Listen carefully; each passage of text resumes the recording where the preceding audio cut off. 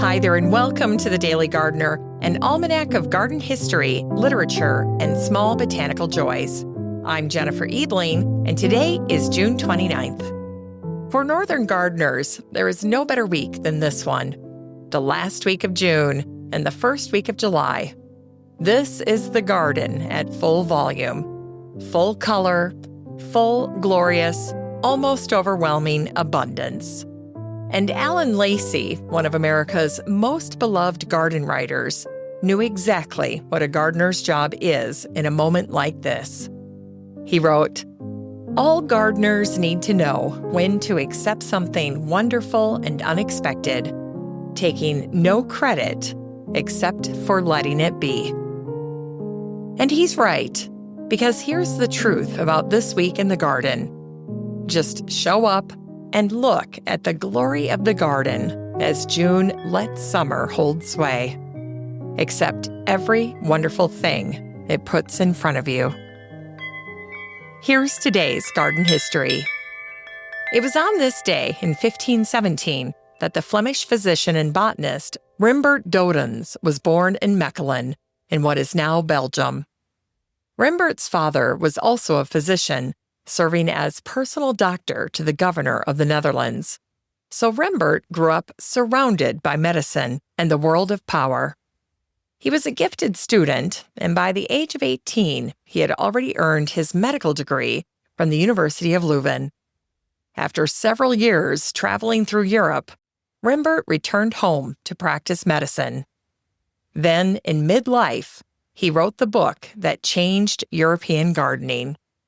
He called it Kruidenboek, simply the herb book. At the time, serious scientific books were written in Latin. Rembert chose instead to write in Flemish Dutch, the language ordinary people actually spoke. That decision alone made his book revolutionary. But he didn't stop there. Instead of arranging plants alphabetically, he grouped them by their relationships, their healing properties, and how people actually use them. The book described nearly 1,000 plants and featured more than 700 illustrations. And for the first time, a farmer, an apothecary, or a gardener could own a practical botanical reference written for them. The response was extraordinary.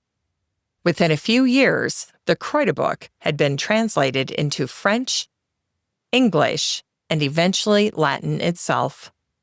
At its height, it became the most translated book in Europe, second only to the Bible. Later, John Gerard's famous herbal owed an enormous debt to Dodoens' work. Life, however, was not always kind to Rembert. In 1572, his wife, Catalina de Bruyne, died. That same year, his hometown was looted and burned during the Dutch Revolt. He lost nearly everything he owned. Although King Philip II of Spain offered him the position of royal physician, Rembert declined. Instead, he accepted an invitation from Emperor Maximilian II, moving to Vienna, where he was granted access to one of the world's greatest botanical treasures, the 6th century Codex Juliana, an illuminated herbal created more than 1,000 years earlier. Later, Rembert finished his career as professor of medicine at the newly founded University of Leiden. He died in 1585 at the age of 67.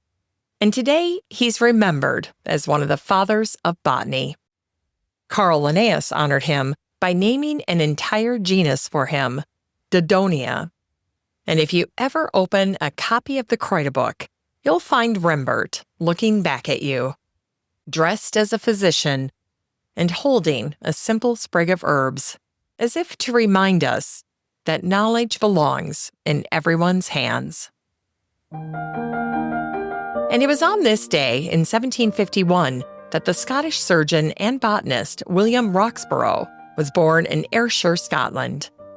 As a young man, William studied medicine at the University of Edinburgh. Then, after several years serving as a surgeon aboard East India Company ships, he settled permanently in India. There he met the Danish botanist Johann Gerhard Koenig, a student of Carl Linnaeus. Koenig became William's teacher, opening an entirely new world of plants to him. And when Koenig died in 1785, William succeeded him as botanist to the East India Company. Part of his work was practical. He studied which crops could thrive in India and help feed its people. At his first garden along the Godavari River, he planted coffee, pepper, cinnamon, and sugarcane. Then a monsoon arrived and swept much of it away. So William began again. But this time, he had a new idea.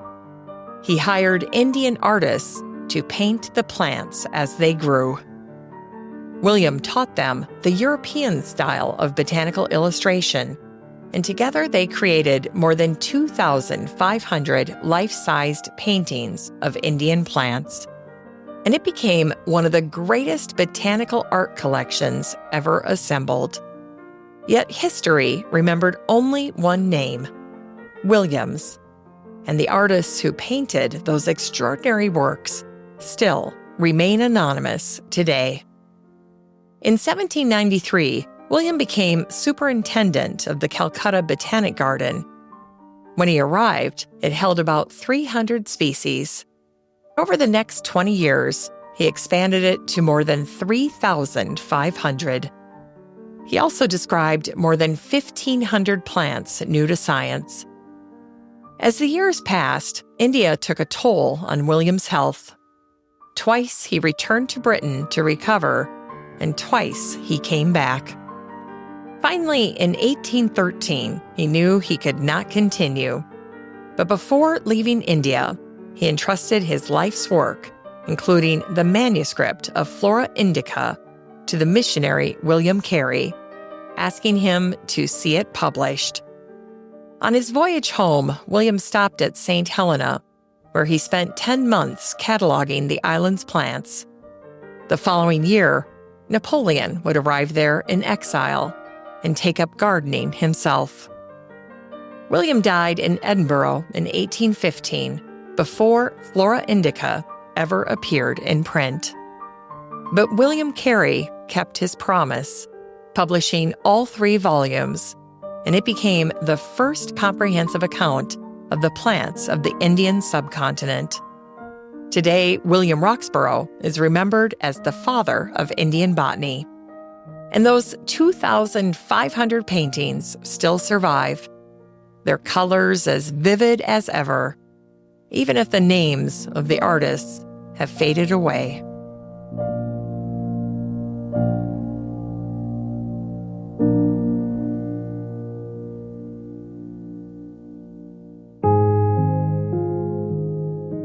In today's Unearthed Words, we hear from the French writer and aviator Antoine de Saint-Exupéry, born on this day, June 29th, in 1900. Antoine is best known for his beloved novella, The Little Prince, published in 1943. Less than a year later, while flying a reconnaissance mission over the Mediterranean, he disappeared. He was 44 years old. In The Little Prince, a small prince cares for a single rose. Beautiful, vain, demanding, and armed with 4 useless thorns she believes will protect her. He loves her anyway. Today, many believe that Antoine modeled the rose after his own wife, Consuelo. Later, the little prince discovers a garden filled with 5,000 roses. Heartbroken, he believes his own rose can no longer be special. He says, "The men where you live raise 5,000 roses in the same garden, and they do not find what they're looking for. Yet what they are looking for can be found in one single rose. The eyes are blind. One must look with the heart." Then a wise fox teaches him what love really means. The fox says, "It is the time you have wasted for your rose that makes your rose so important. you become responsible forever for what you have tamed.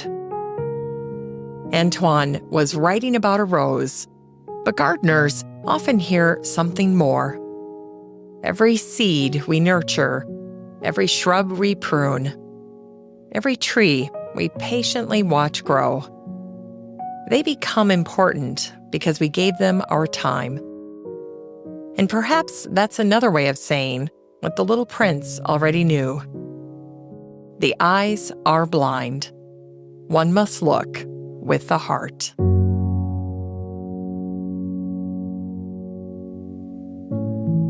It's time to grow that garden library with today's book, Private Gardens of Georgia by Polly McLeod Maddox. Today's book kicks off Private Gardens Week, which is 5 days of books that celebrate gardens shaped not by public commissions, but by private visions. Gardens built one season at a time through patience, care, and years of love. Today's journey takes us to Georgia. Private Gardens of Georgia features 30 remarkable gardens from the mountains to the Piedmont to the coast and the Golden Isles. And its author, Polly McLeod Maddox, never intended to write a garden book. She wrote, "I have always loved beautiful gardens, large and small. It makes no difference." The genesis of this book was somewhat spontaneous. One day, I was visiting my sister Margaret in Charleston, South Carolina. While I was reading one of her books on Charleston gardens, she suggested that I write a book about Georgia gardens. Well, it seemed like a fabulous thing to do. And so she did. Polly invited her daughter Helen, a gifted writer, to join her. And together, they traveled across Georgia, meeting gardeners, landscape architects, and caretakers, discovering the stories hidden behind garden gates. At the end of her introduction, Polly writes, "Helen and I hope that you enjoy reading this book and that you are inspired in your own garden. Writing this book with my daughter has been a rewarding endeavor and truly a labor of love." Well, that feels like the perfect way to begin Private Gardens Week. Private Gardens of Georgia by Polly McLeod Maddox, a beautiful reminder that every great garden begins with someone who simply decides to care. And finally, here's something sweet to ignite the little botanic spark in your heart. It was on this day in 1835 that the American writer and garden maker Celia Thaxter was born in Portsmouth, New Hampshire. When Celia was very young, her father, a lighthouse keeper, moved the family to the Isle of Shoals, 9 rocky islands, 6 miles off the coast of New Hampshire. Surrounded by the sea, Celia grew up in a world of salt air, wildflowers, and endless sky. At 16, she married her tutor and moved to the mainland. She was miserable. She later called it a household jail. Years later, she returned to the Isle of Shoals, this time to Appledore Island, where her father had built a summer hotel. There, between welcoming guests and entertaining some of America's great writers and artists like Emerson, Hawthorne, Mark Twain, Sarah Orne Jewett, and the painter Childe Hassam, Celia built the garden that would make her famous. It wasn't large, just 15 feet wide and 50 feet long, but it overflowed with poppies, hollyhocks, sweet peas, mignonette, and old-fashioned roses. Every morning before sunrise, Celia weeded her little garden so the rest of the day could belong to the painting and the poppies. She once wrote, "We are on such good terms, my flowers and I." She never planted by color. Instead, she grouped flowers by height, making it easier to gather armfuls for bouquets, which she arranged in little bottles and vases throughout her father's hotel. In 1894, the year she died, Celia published an island garden illustrated with luminous watercolors by her friend Childe Hassam.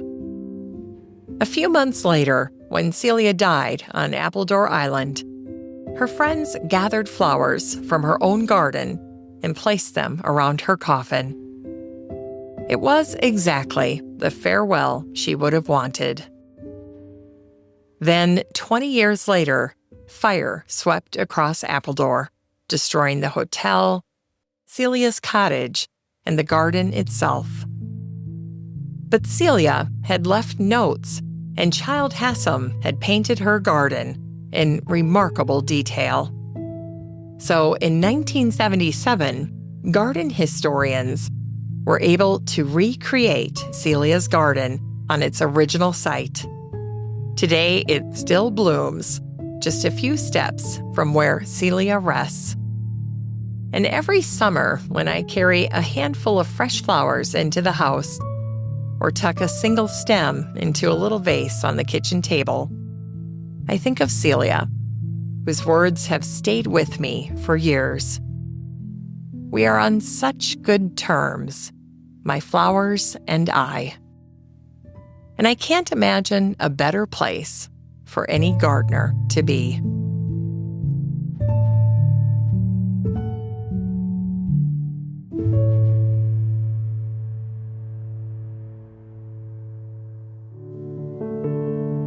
As we close the show today, remember, June has already done the hard work.